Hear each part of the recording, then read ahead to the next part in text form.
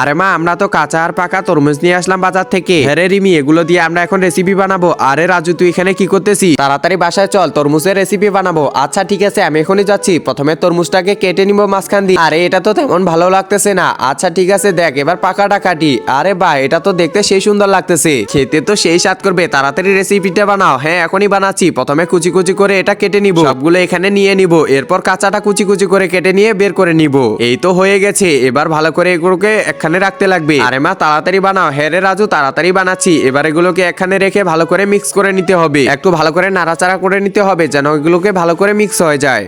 একজন মা কতটা আপন হয়ে থাকে, যার মানেই তাকে জিজ্ঞাসা করে দেখো। তো দেখা যাক বন্ধুরা, এই মায়ের জন্য কে ভিডিওটিতে লাইক এন্ড সাবস্ক্রাইব করে, আর যারা মাকে ভালোবাসো না তারা ভিডিওটি থেকে দূরে থাকো।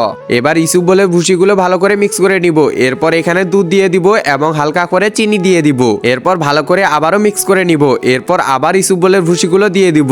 এরপর গ্লাসের মধ্যে দিয়ে দিব এবং কয়েকটা বরফ দিয়ে দিব। এবার খেয়ে দেখি তো। আরে বাহ, সেই টেস্ট করতেছে। হ্যাঁ আমাকেও অনেক টেস্ট করতেছে।